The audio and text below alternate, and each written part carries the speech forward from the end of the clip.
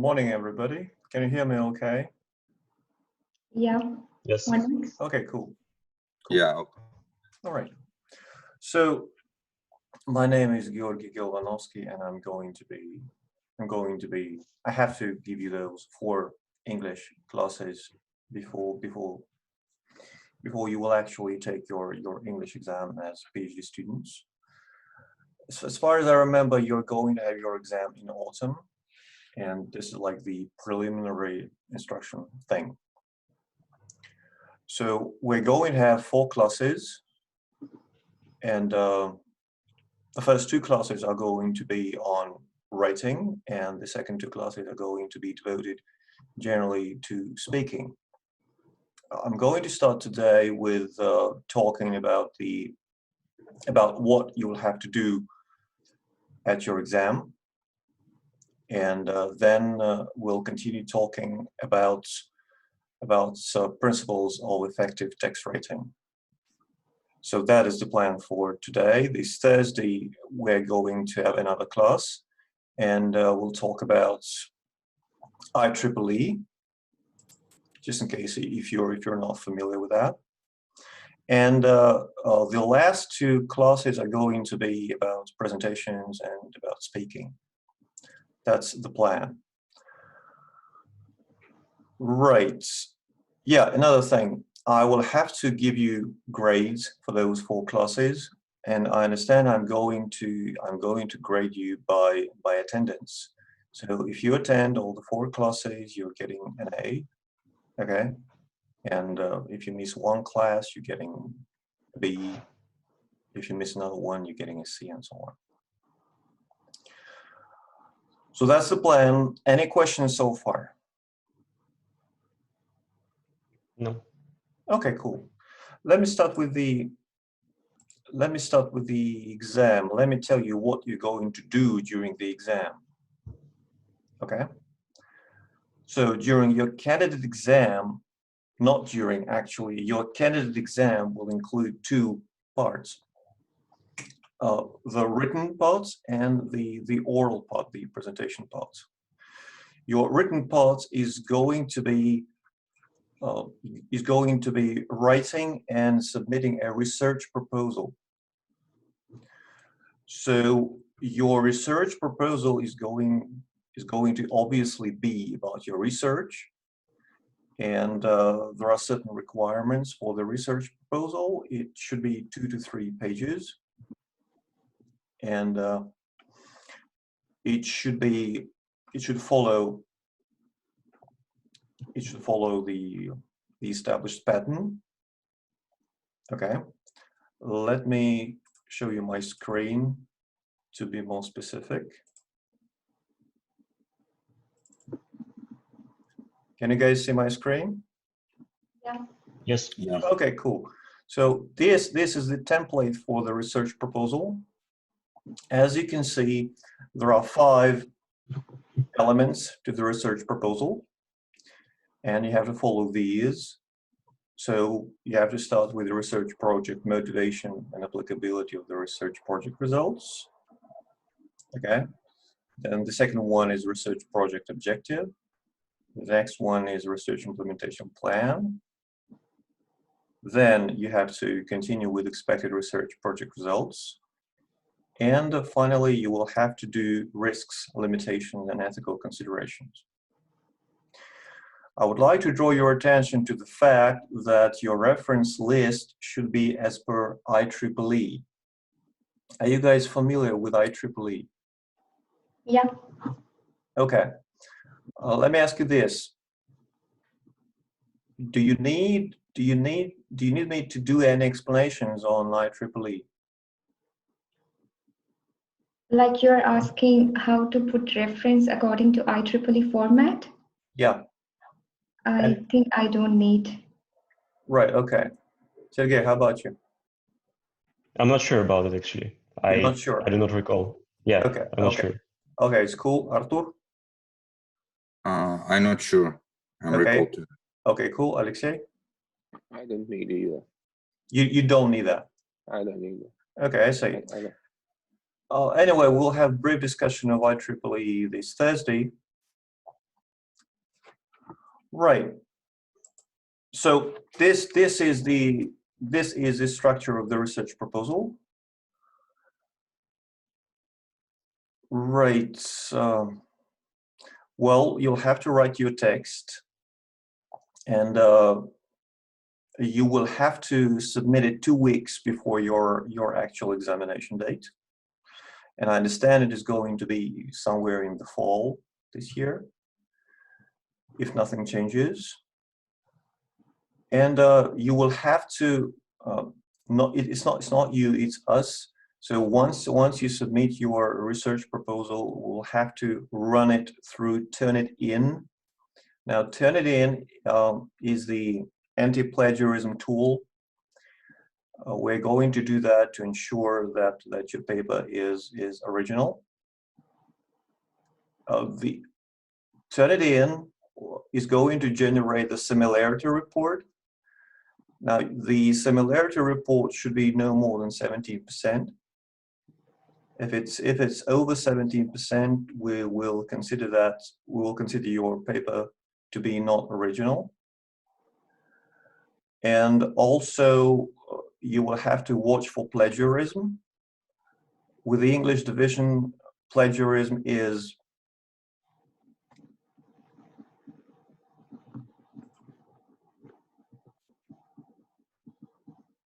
with English division, plagiarism is, just a second, I guess I'm having troubles with one of my students. Алексей Перемяков не может подключиться, у него идет. Подождите, организатор конференции скоро разрешит вам войти. Uh-huh. Yeah. Let me deal with that. Let me stop the demonstration for a while.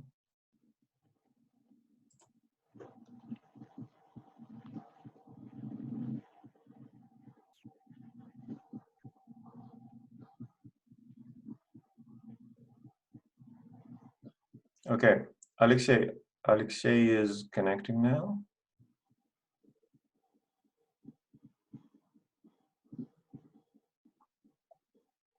Alexei, can you hear me okay?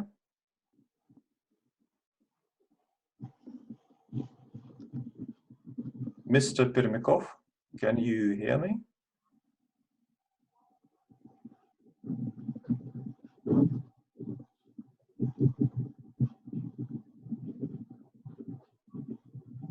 Alexei?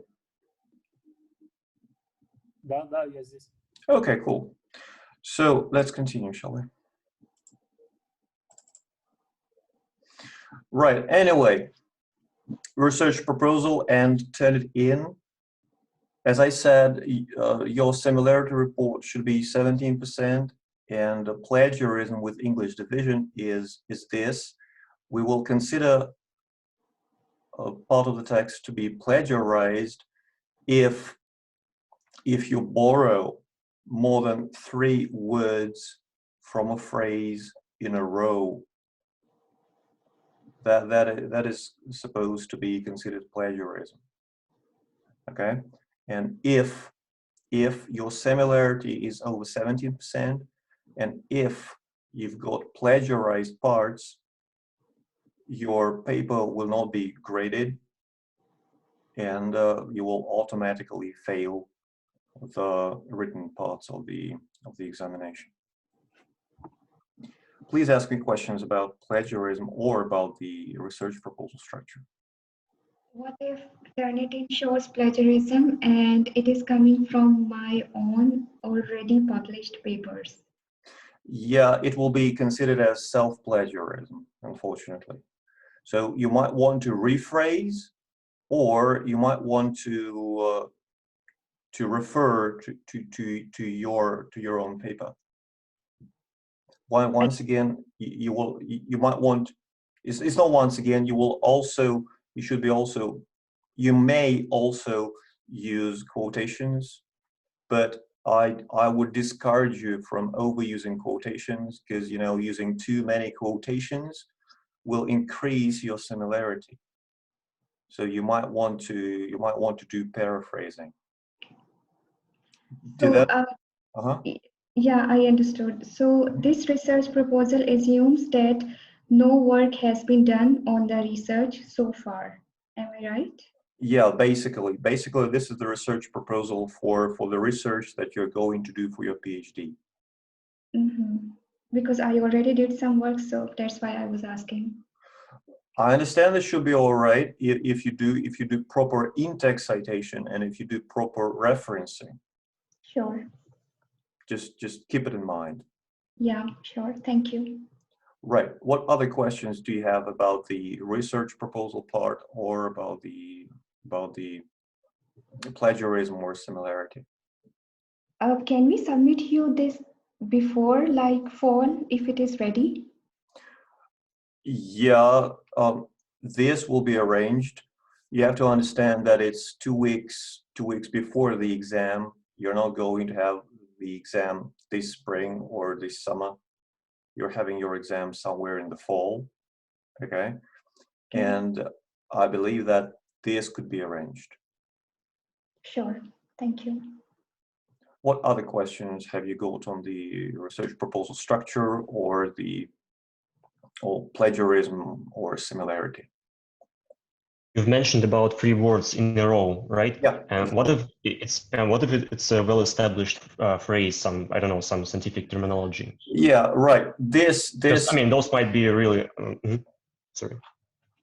Yeah, I understand. I understand you're speaking about the so-called shared language.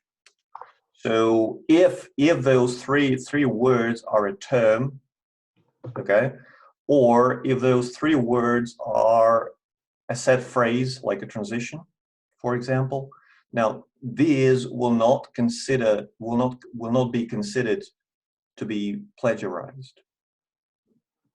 Okay. Anyway, after Turnitin generates its automatic similarity report, that report will be viewed like manually by a person. And as I said, those set phrases and terms will be excluded from the definition of plagiarism, and those will not be considered plagiarism. I see. Right. Okay. Uh, Another One thing. more question. Yeah, go ahead. Yeah. Go ahead. Will we have a way to check our works against turning on before submitting? What do you mean to check? Like for? I mean, to do a test on a text. To run on the To plagiarism check it. checker, I think. Will it be possible for us to check our text before actually submitting it? To check? What do you mean by check? To check for plagiarism? Yeah. Doing Right, a test yes. check. Yeah, it will be possible. We'll arrange the. Yes, it will be possible, but you have to Okay. understand that it will be somewhere in the fall. So we just. Thank you. Yeah. Okay. Right. Who is the person to get in touch with in regards to these details in the fall? That'll be Almira. Okay. So she's your person. So what other questions do you have on your written parts and like the structure of the written parts, the similarity, plagiarism, and so on? So IEEE usually uses a double column format. Does it matter, or like it should be strictly double column or single column? Well, it should be single column. That's number one. And number two, we'll talk specifically on IEEE this Thursday. Okay. Right. So we'll talk about some details and I will show you examples. So since not everybody is familiar with that. Any other questions? I'm good. Thank you. All right, cool. Now, another thing, you have to understand that your research proposal will be checked by at least 3 people. So you have to bear that in mind. Since your exam will be done by a committee, and there will be 3 people minimum to the committee. 3 of those people will be from our university, and some other people can come and can read your research proposal. So you have to bear that in mind, and you have to be prepared for that. Sure. Right.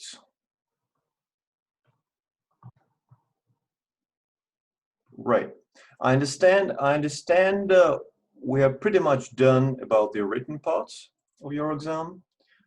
Let me tell you about the oral, about the presentation part.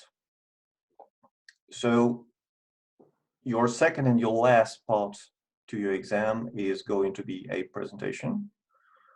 So you're going to deliver an oral presentation on the research that you plan to do, or on the research that you're doing for your PhD. And you should take one of the aspects from your research proposal. Okay, so you got like 5 elements. So you have to take one of those, and you have to provide an in-depth description of your future research. Now, your presentation is going to be 8 to 10 minutes, and there will be a question and answer session after it. The question and answer session is 2 to 3 minutes.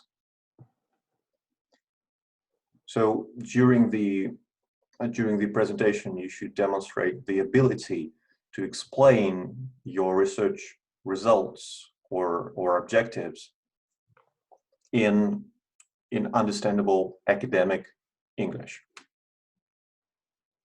Who is the audience of this presentation? Once again, the audience is going to be a committee. There will be at least 3 people. At least 2 of those will be from English division. And as for the other people, nobody really knows. It will be decided, closer to the examination. But generally, not generally, there will be 2 people from English division, and there will be some other people from your research area, like professional people who will be able to professionally understand what you're saying. Okay? Sure. Right. So please ask me some other questions on the presentation part.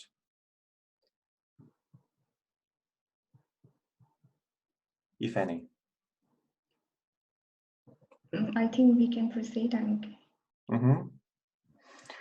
Okay. Right. So we are now quite clear about what you're going to do during the examination. And we're going to talk about principles of effective text now.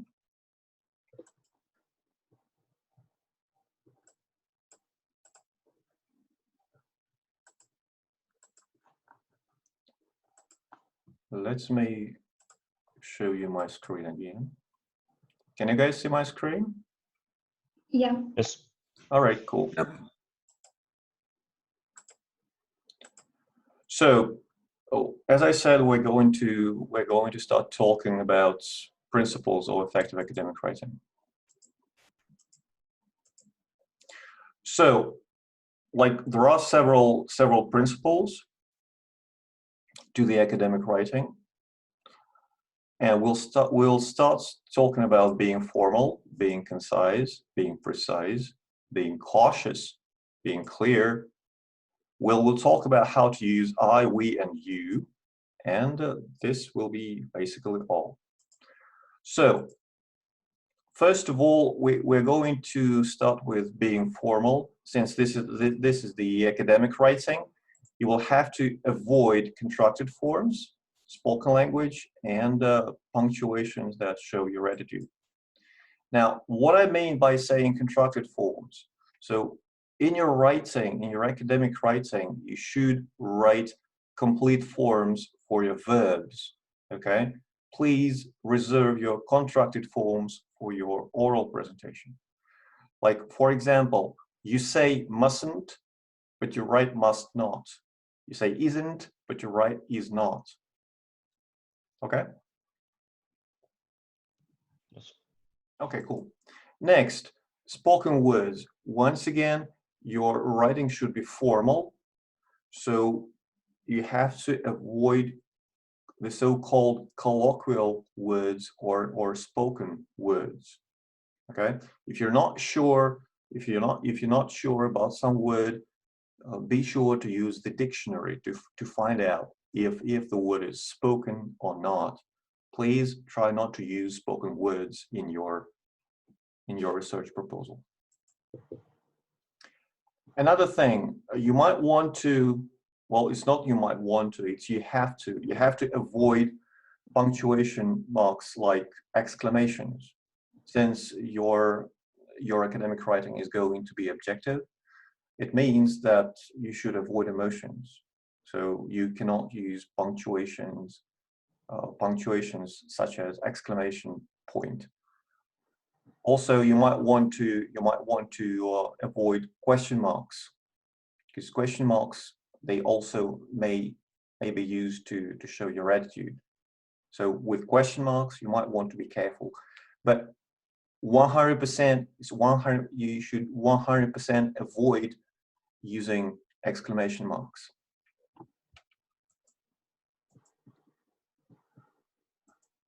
Let's talk about being concise.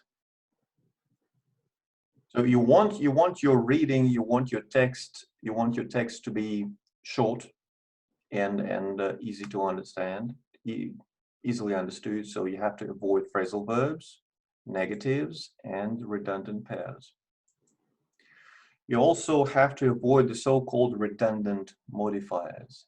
And let's talk in detail about each of those. So phrasal verbs, as I said, your writing should be formal, and phrasal verbs, they generally are from the spoken English. That's reason one. And reason two, if you use phrasal verbs like brought up, for example, so if you use those, you will increase the length of your sentence in words. So you might want to be careful with phrasal verbs and replace them with other verbs.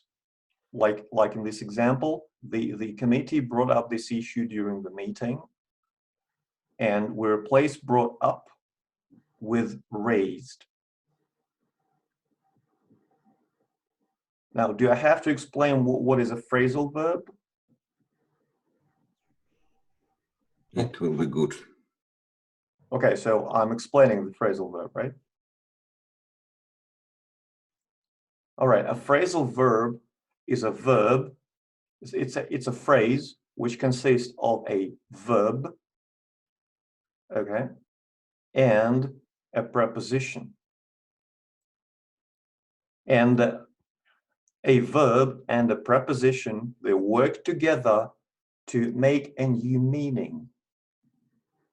Like, for example, to set up, like to set up a software, all right? So set is a verb, up is a preposition. And if you bring them together, you get a new meaning, like set up, or, for example, sit down, or get down, or look up, like I need to look this up in the dictionary. So those are phrasal verbs. Was I able to explain what's a phrasal verb to you? Yeah. Yeah, thank you. Okay, cool. Any questions on phrasal verbs?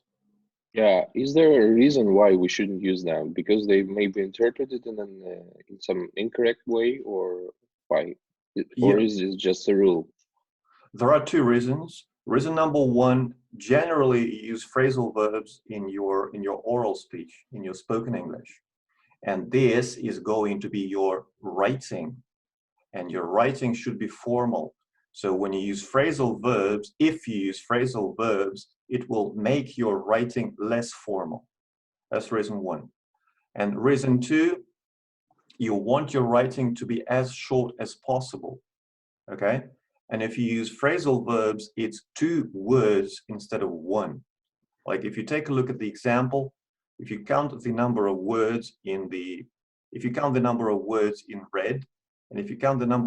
in green, you will see that the green version is 1 word shorter. So there are 2 reasons. Number one, don't use phrasals because they're spoken, and don't use phrasals because they make your sentences longer. Was I able to explain? Yeah, thank you. Okay, cool. Any other questions on phrasals? No. Okay, let's continue, shall we? Negatives. So you might want to avoid negatives. Like instead of saying not many, you can say few. Instead of saying we did not accept, you can say we rejected. We did not stay, left. Now the reason and the logic behind this is the same. If you're using negatives, you're using at least 2 words instead of 1. So we're trying to make our text as short as possible, because the shorter the text, the easier it is to read. So you might want to avoid negatives. I understand that it's not always possible to avoid negatives altogether, but when you're writing, when you're proofreading, make sure that you do not use negatives unnecessarily, if I may say so. Okay? Let's continue. The so-called redundant pairs. Redundant means something that you don't need. Okay? So a redundant pair is a phrase which consists of 2 parts, and every part say the same thing. Like if you take a look at the red section, you've got any and all. Now if you think of it, you will see that any and all, both parts, they have the same meaning. Okay? So you don't have to say both parts, just leave one part. So instead of saying any and all, for example, you could say just any. Okay? The same as with the other phrases, like first and foremost, each and every. So each and every, 2 parts, both parts, they mean the same. Okay? So when you're after you've written your text, make sure that you don't have redundant pairs. Was I able to explain what is a redundant pair? Yes. Yes. Okay, any questions on redundant pairs? All right, okay. Next one is redundant modifiers. So not only you have to avoid redundant pairs, you should be avoiding redundant modifiers. So a redundant modifier is a part of the phrase that does not add anything to the meaning. Like if you take a look at the first phrase in red section, like completely finish.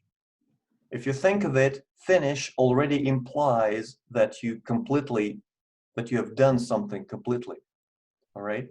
Therefore, completely is redundant because completely means the same as finish. So instead of saying completely finish, you just say finish. Now, if you take a look at the second line, future plans, if you think about it, plans, can there be past plans? Obviously, there is no such a thing as past plans. Therefore, your plans will always be future. So there is no need for you to write future because all the plans, they refer to the future. If you take a look at basic fundamentals, for example. So fundamentals is something, if a fundamental is something that is in the basis of thing.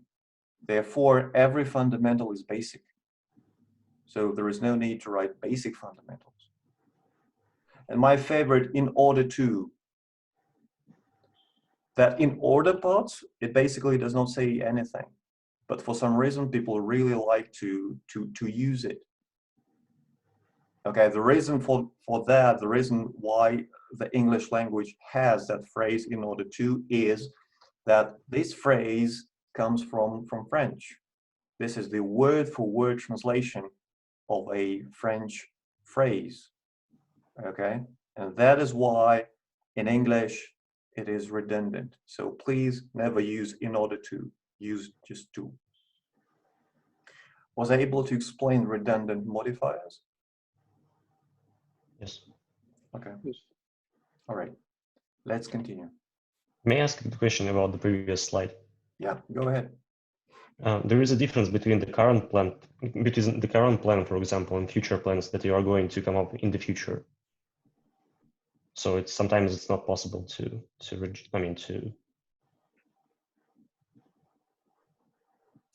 Anyway, future.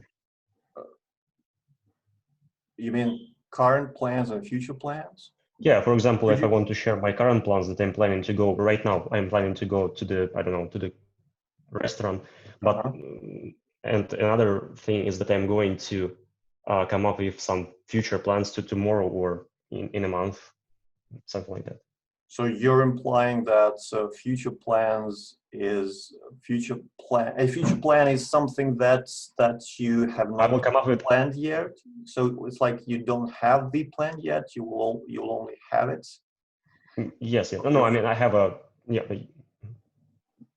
It will still be redundant because like if you don't have a plan, all right, you just say it. Like I don't have plans for tomorrow. See? Or better still, I don't have plans. So if you say I don't have plans, it means that you don't know what you're going to do in the future. All right? So it will still be redundant. Was I able to explain? Okay. Right.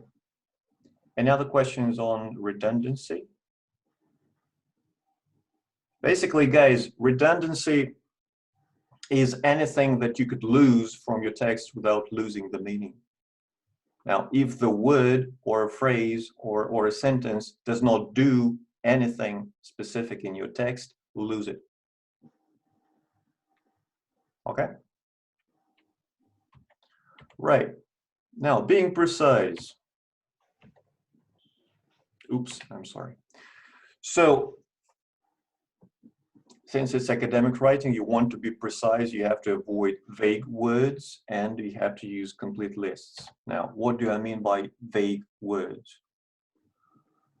Those are words like big, good, and nice. So those three words are probably the most frequent vague words. So when I say vague, I mean something that does not have a specific meaning, something with a very broad meaning. Like, for example, if you say big, what exactly do you mean? Do you mean big in size? Do you mean big in volume? Do you mean like big numerically? What exactly do you mean? So don't just say big, okay? Just be specific, say exactly what you mean.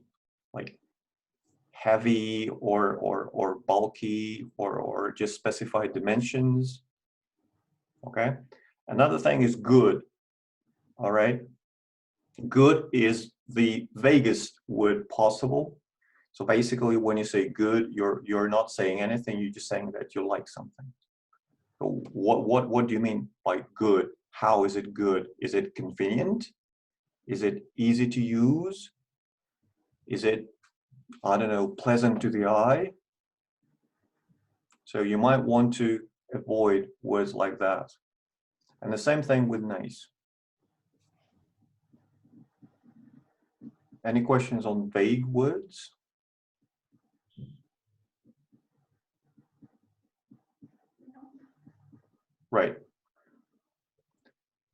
Let's continue.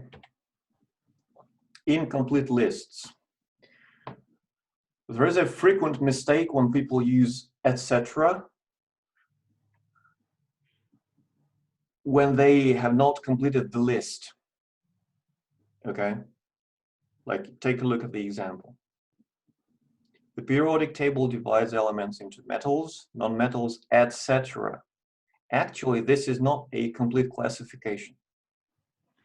Okay, so if you're using etc. for non-complete list, you're making your writing more vague and less precise. Okay, so I'm not saying that you cannot use etc. You can use etc. for examples. If you're providing examples, you're free to use etc. That's for sure. But you're giving a list, okay?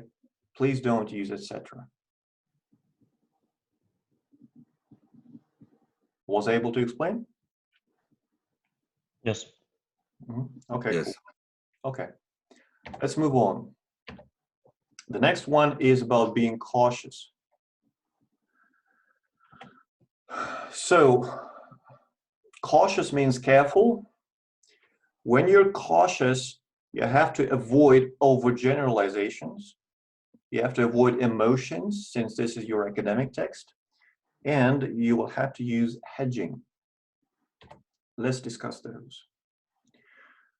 So you don't want your text to be vague, okay? So you don't want to overgeneralize. If you take a look at the red example, nowadays everyone has widespread access to the internet. Well, that is not true. So your writing becomes very general, okay, and therefore wrong. Because obviously not everyone has access to the internet, okay? So therefore you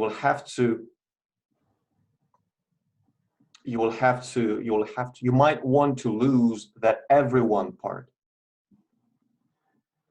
okay? So if you do that, you're making your sentence more specific. So do not overgeneralize, be specific. Okay? Yes. Let's move on. Emotions, we have already talked about that partly. Academic writing, it should be very objective, I'm sorry. And therefore it should avoid emotions. So if you take a look at the red example, it is stupid to think. Now, stupid shows emotions. They also call it charged language. So you should avoid charged language. So instead of saying it's stupid, you will have to use the word that is objective. Like it is debatable. Debatable does not show emotions. Debatable simply states that there can be different opinions about the subject. So once again, do not use emotions. Avoid charged language. Next, hedging. Hedging is being careful, basically. Hedging, if you think about it, hedging is the operation opposite to being specific. Sometimes you want to be careful. Sometimes you don't want people who read your paper to be able to argue about your ideas. Okay? And if you want to be careful, if you want to be cautious, you add special words, and that means that you hedge your writing. Like, for example, let's take a look at the last line. The virus is widespread in Central Asia. Okay. Actually, this sentence is very general. The virus is widespread in Central Asia. So what exactly do you mean widespread? Very general. What do you mean? What exactly do you mean by Central Asia? Which countries do you mean? In all countries? Very general again. If you write that the virus is widespread in Central Asia, chances are that some opponents can make an argument over it. Chances are that some opponents can refute that. You don't want that, and you want to be careful. And if you take a look at the green example, this is how you become careful. The virus appears to be widespread in Central Asia. So you use hedging if you cannot prove something, or if you are not proving something in this writing.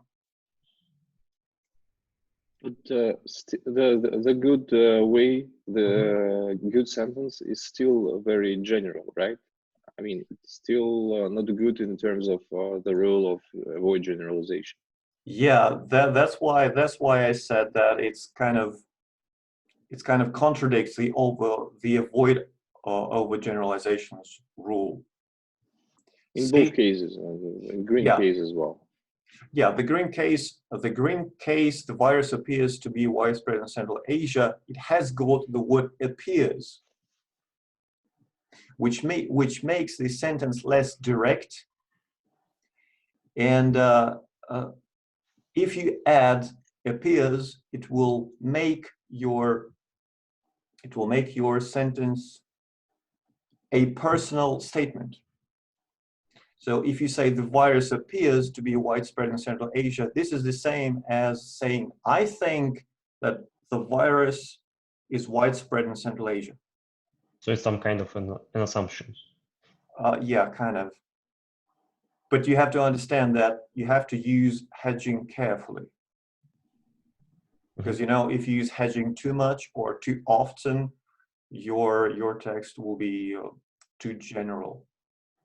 So as I said, use hedging when you cannot prove something, or use hedging when you're not proving something. Like, for example, if your paper is concentrating on something else and you need to make some assumption on something and you're not going to prove that in this paper. Was I able to explain? Okay. Right. Let's speak about being clear. We're going to talk about avoiding nominalization, avoiding passive voice. We're going to talk about effective subjects. Yeah, and this is it. Now, nominalization. Nominalization is a very frequent mistake, if I may say, in academic texts. Nominalizations is when we use nouns to show the process. In every language, it is usually verbs that show processes. Okay? But for some reason, some people think that using nominalizations makes their text more beautiful or academically sounding. This is not actually the case. If you use nominalization, it will make your text more difficult to read. So once again, a nominalization is when you use a noun instead of a verb to show the process. Let's take a look at the example, at the red one. Optimization of our workforce is a key goal of our company. Now, the real subject of this sentence is optimization. Not the real, but the linguistic. The syntactic subject is optimization. But the real subject, the logical subject, the door of the action is our company. Now, if you think about who does the action, this is the company, right? Now, for your reader, it will take longer to figure out who does what in this sentence. So optimization is an action concealed inside a subject. Okay. Now you might want to rewrite that into a green form. So since your logical subject is a company, you want to have it as your sentence subject. Like our company aims at optimizing our workforce. So optimizing is a verbal form. It shows a process. Now optimization is a noun. So when you write your text and when you proofread after writing, please try to avoid nominalizations. Nominalization is a noun that shows a process plus any form of the verb be. If you take a look at the red example again, you will see optimization is a key goal. Now, this is a very weak sentence. If you have lots of those sentences in your text, your texts will be very difficult to read.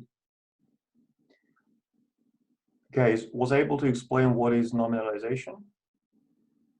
Yeah. Okay. Right. Let's move on.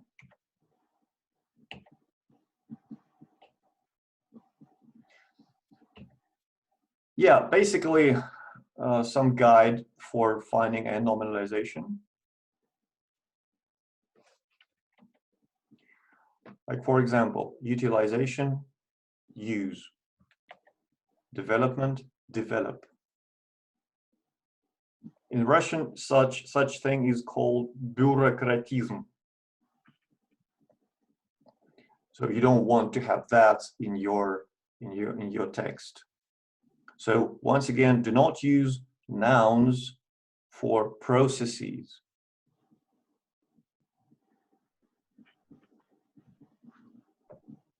Another example of nominalization is a nominalization that shows a quality, an adjective, okay? So please replace that as well if you have that. Basically, the simpler you write, the better. Your academic texts are not supposed to be beautiful. They're supposed to be easy to read and simple. Right. Let's move on to passive voice. This is also a very common mistake. Passive voice is generally, okay, do I have to explain what is a passive voice? No. Okay, so passive voice is also difficult to understand because the logical subject does not match the syntactic subject in the sentence.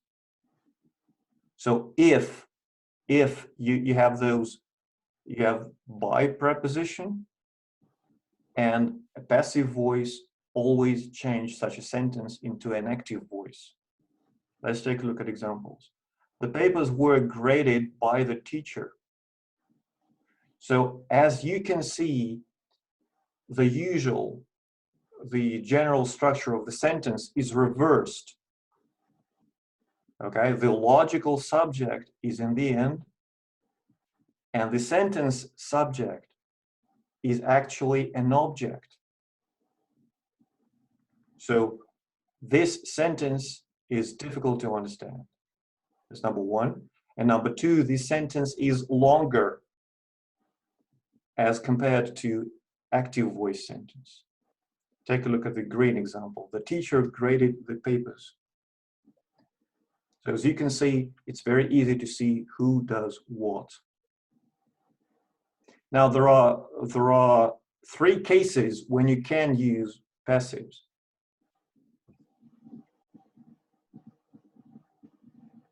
So you can use your passive when you do not know who is the doer of the action. If you don't know who does the verb, then you have to use the passive. Like, for example, there was a killing, and you're saying that the man was killed.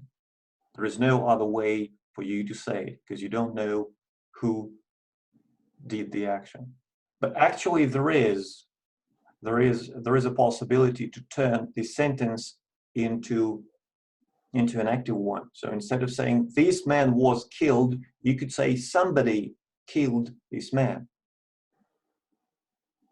So please be aware that passive is always bad. If you see your passive, think about ways to avoid it. So as I was saying, you can use passive when you don't know who did the action. That's number one. Number two, you use passive when you don't want to say who does the action for some reason. I don't know, for legal reasons or for some other reasons. And the last case is you can use passive to describe your methodology, the methodology of your research. Now, the last one is more of a tradition. Me personally, I don't think it to be effective, but it is still acceptable. So outside of those three cases, please always avoid passive voice. So once again, you could use passive when you don't know who does the action, when you don't want to tell your readers who does the action, or in your methodology section of your research paper. So these are the three cases for you to use passive.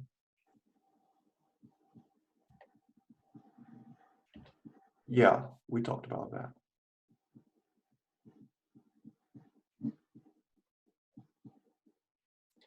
Questions on passives?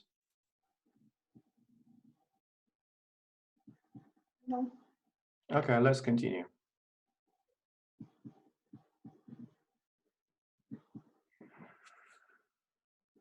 Another thing is very close to nominalization. So we're talking about effective subjects. Now, to make your subject effective, you have to use a concrete noun. Let's take a look at the first example in red. Eating uncooked horse meat. So see, your sentence subject is eating uncooked horse meat. All right. But if you think about that, you will see that the situation here is the same as with nominalization. Eating uncooked horse meat describes the action. Okay. And if you take a look at the end of the sentence, you will see the logical subject, students. Now, the red version is much more difficult to understand as compared to the green version. If students eat uncooked horse meat, they can have health problems.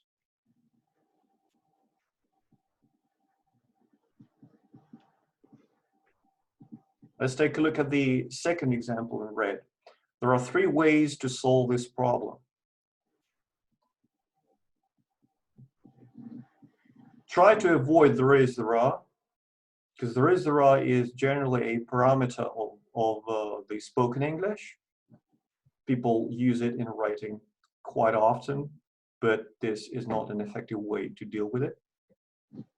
Because if you think about this, you will see that your subject is an empty one. Your sentence subject is there, okay, but the logical subject, the real subject is problem, okay, and your real subject is in the end of the sentence. And before you learn before you learn who actually does what, you have to read the sentence up to the end.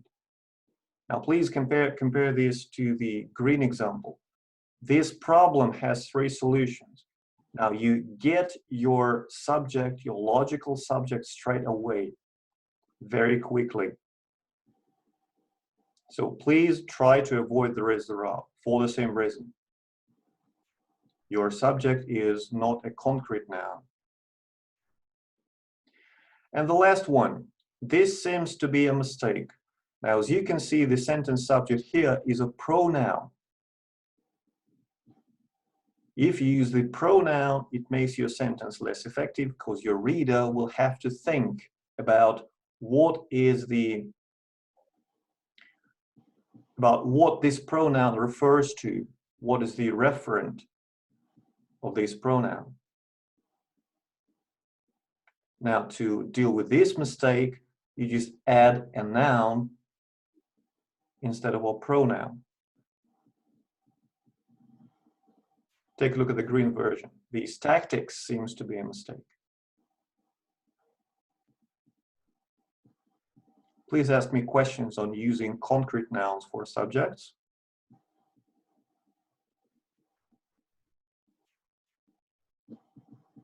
All right, let's continue.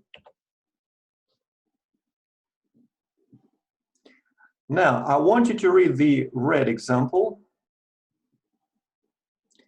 And could you please find this subject? This is actually the example from the actual research article.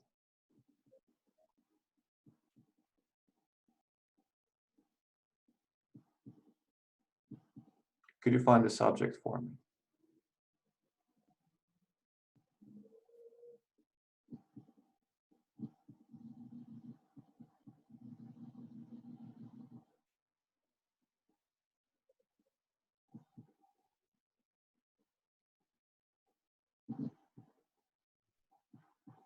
The factors. Excuse me? Factors. No, the subject is No? materials. Did somebody count the number of seconds that it took you to guess the subject? I understand it's over 5 seconds. Could you take a look at the green version? Could you find the subject for me? Guys? Same materials. Same materials, see? So the thing is that you want to have your subject early in the beginning of the sentence.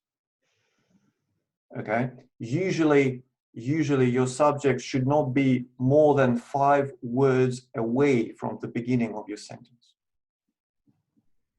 Okay? If you don't do that, your text will be difficult to read. Now, if you take a look at the red example, you will see that that red example has got numerous problems. First of all, the red example has got lots of nominalizations, okay, like longevity, restoration, extension, and restoration again.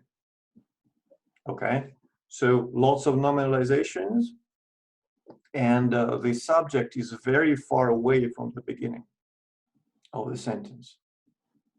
So make sure that your subject is no more than 5 words away from the beginning of the sentence.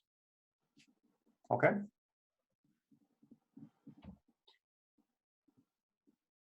Let's take a look at another one. Could you read the red example, please?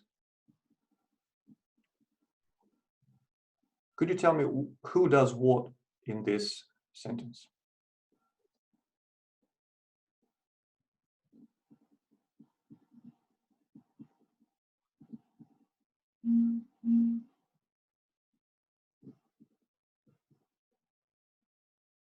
Lecturers took a similar view.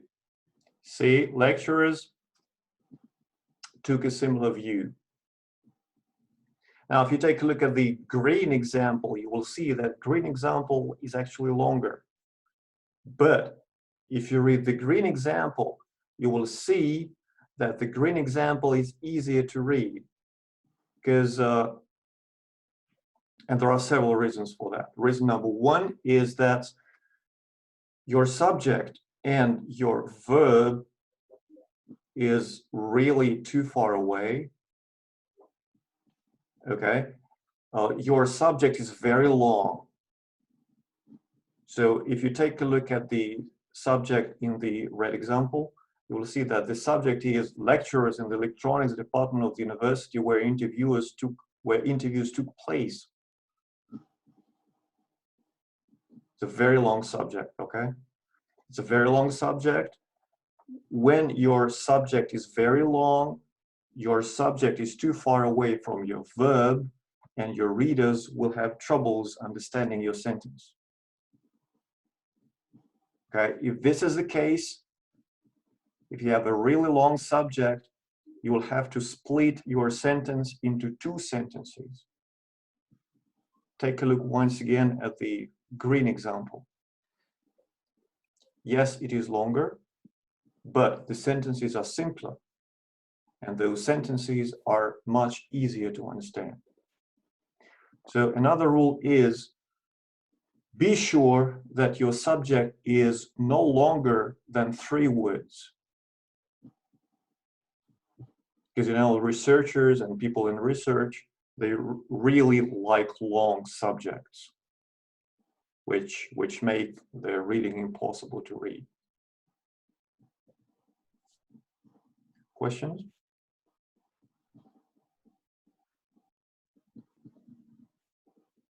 No. All right, let's move on. Another thing to consider is the use of personal pronouns. Now, use of personal pronouns is a debatable matter, and there are different opinions on that.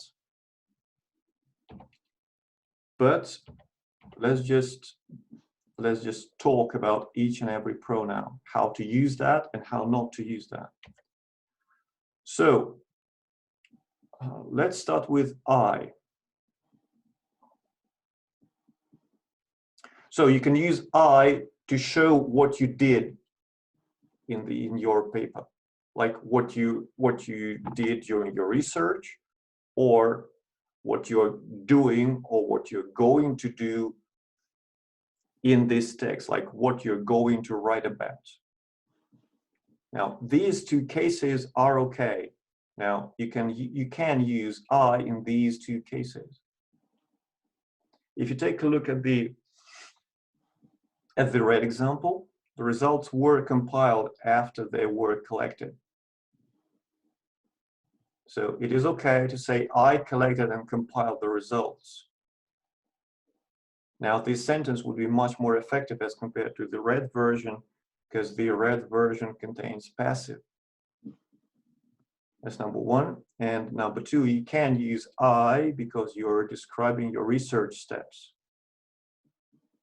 I understand that some of the old school researchers, they discourage people from using I and we in their research.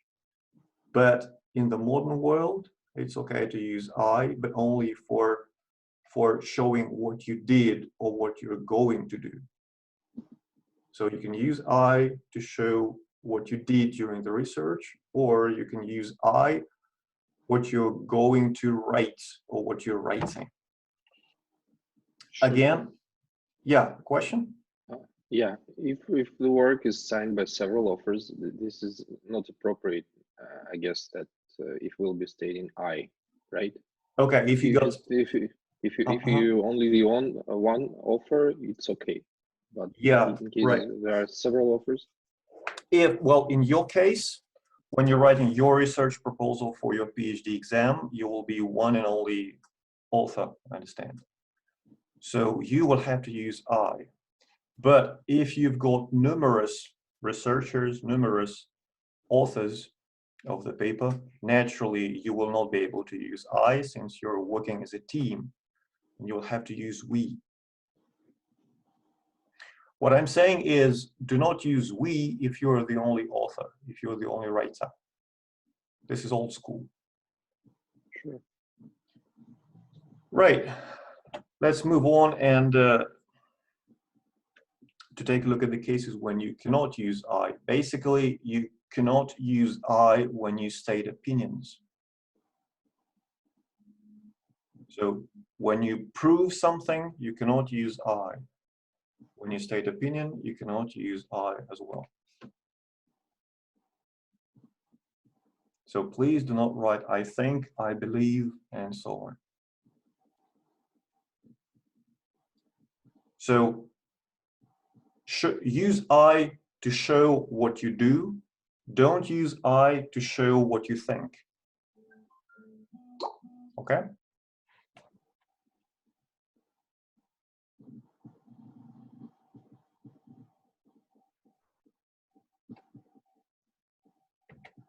Let's move on.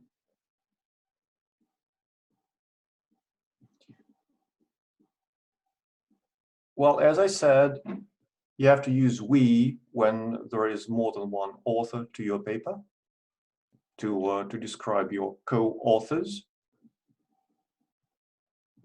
If you take a look at the red example, you will see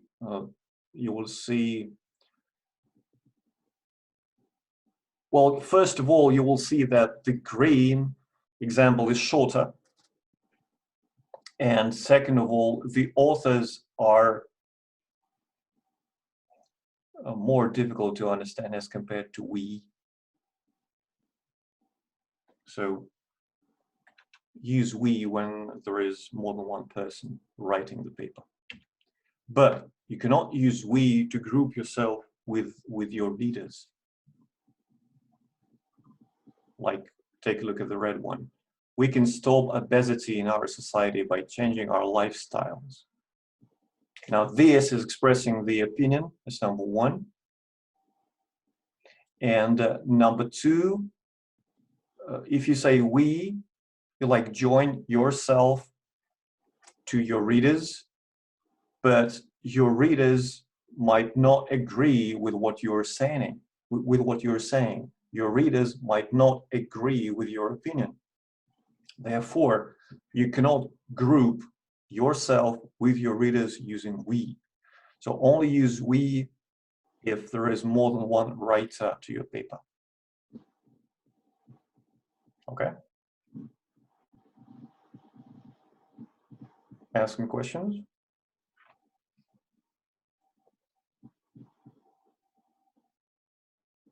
Sorry, may I ask you Yeah. to go to the previous slide? Sure. This one?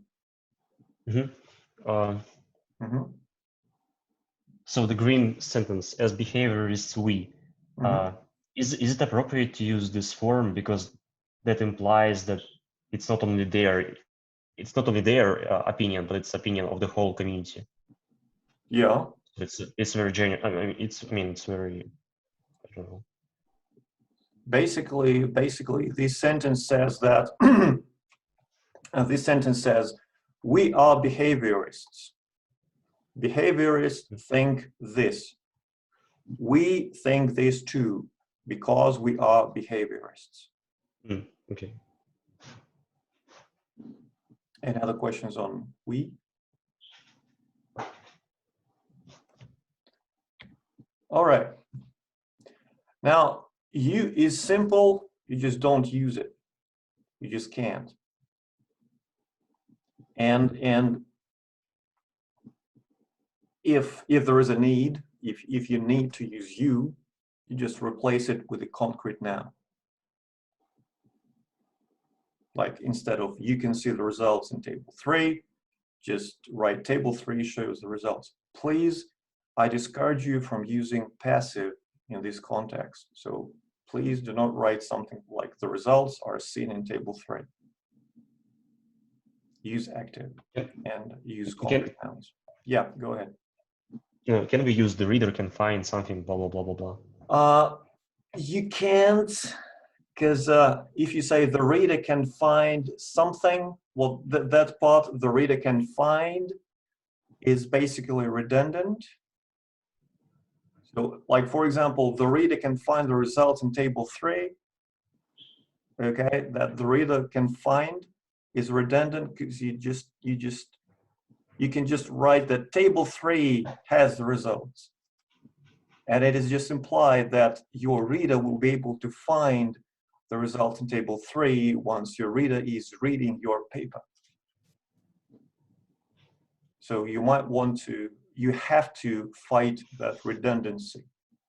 It makes your text wordy and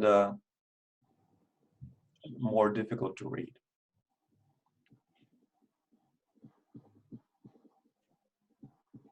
Any other questions?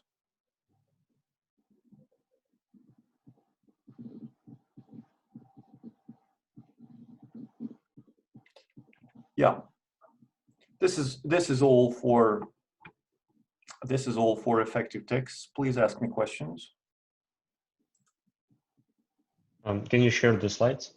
Oh, sure, absolutely. I will send this presentation to your Telegram group.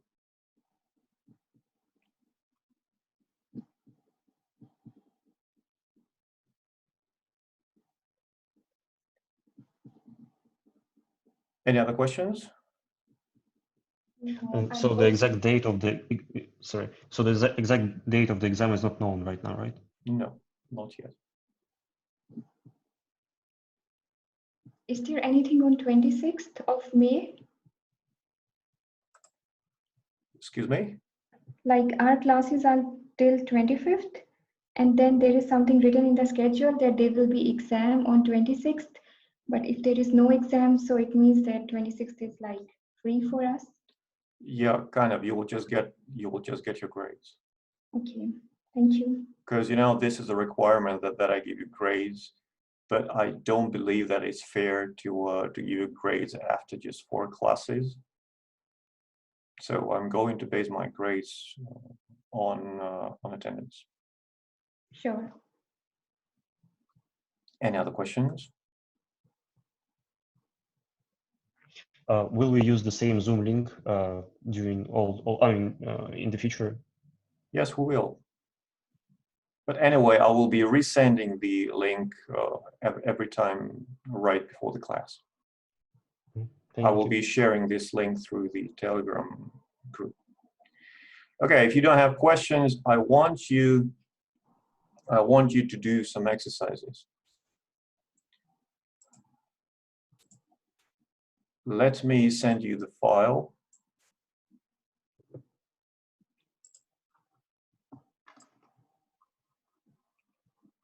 Guys, can I send you the files to your Telegram group? Will it be okay?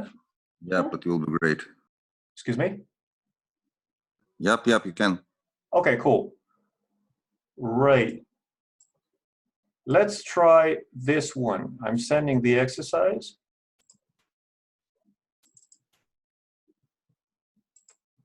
The exercise on nominalization.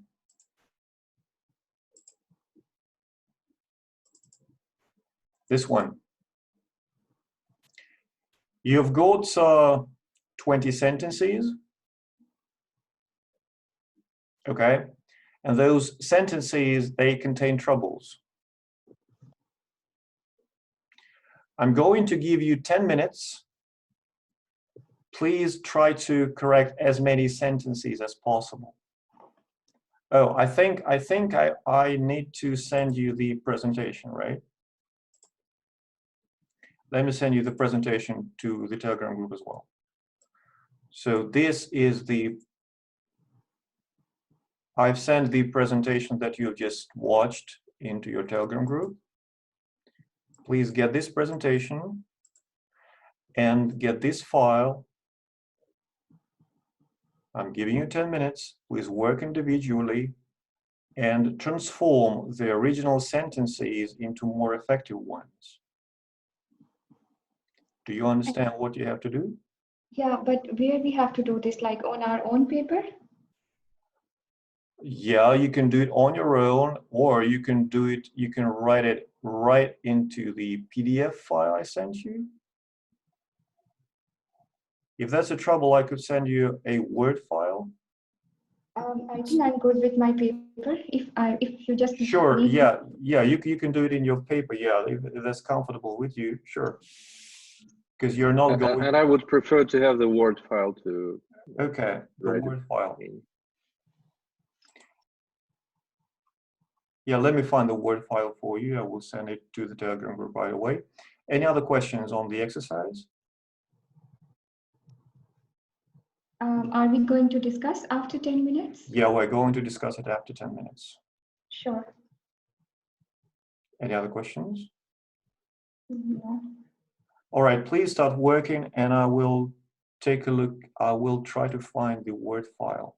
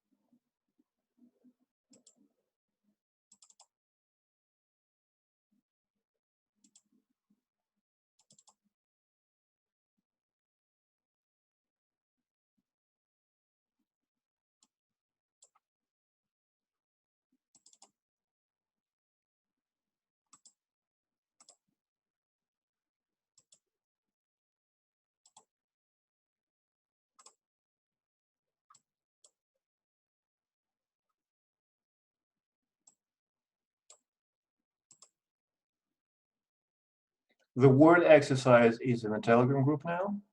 Please get it.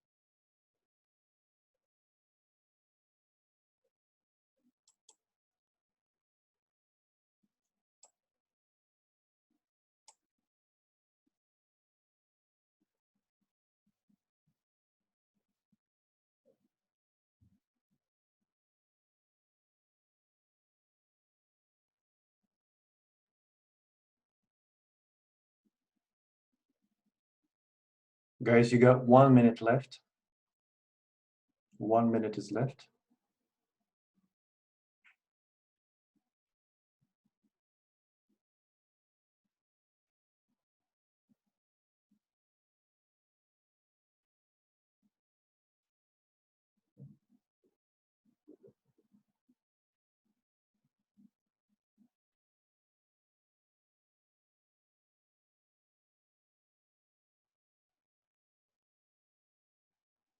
Okay, guys, it's time. Please stop where you are.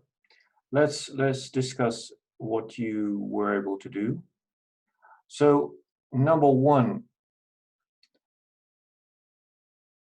could you please read your more effective version to me? Artur, could you?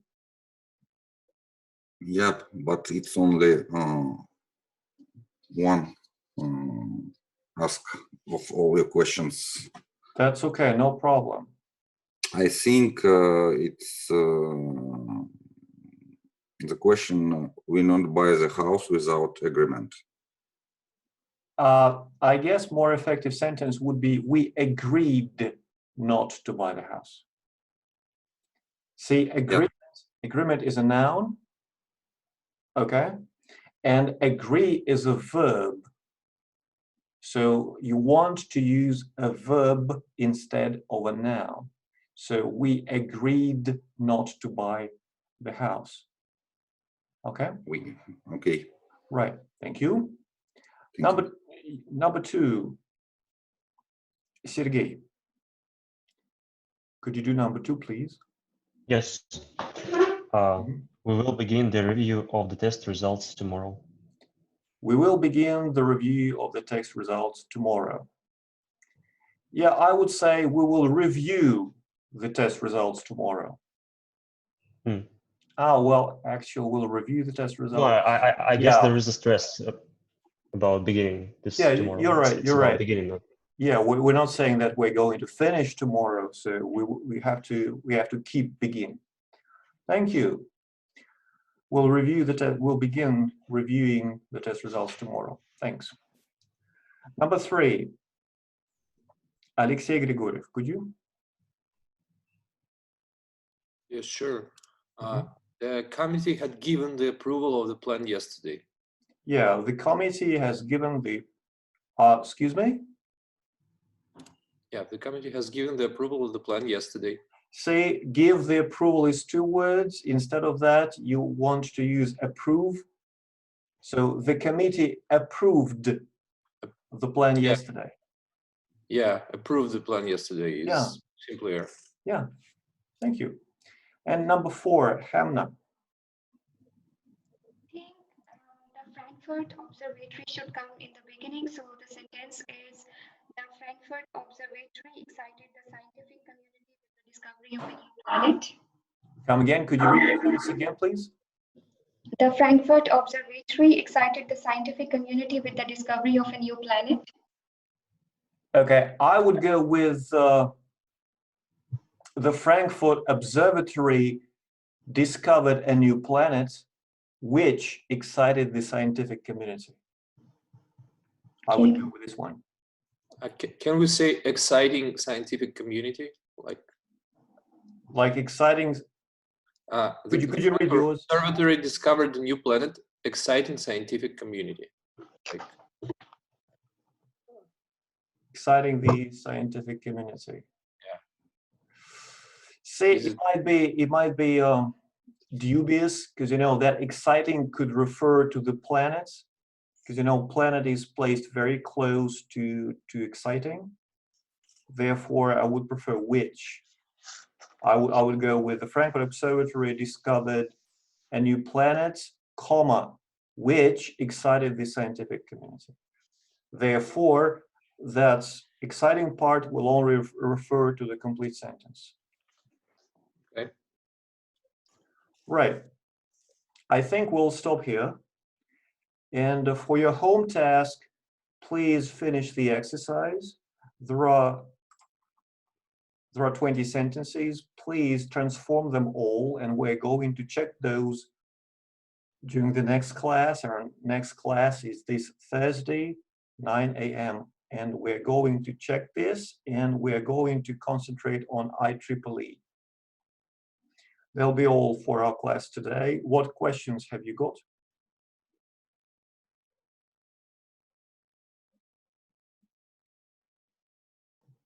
Do we need to submit you the answers before the class? No, you don't. We'll check them in class. Okay. Any other questions? No. All right, that'll be all for today. Thank you, and I will see you Thursday. Thank you very much. you. Goodbye. Thank you. you. Goodbye. Thank you. Goodbye. Thank you.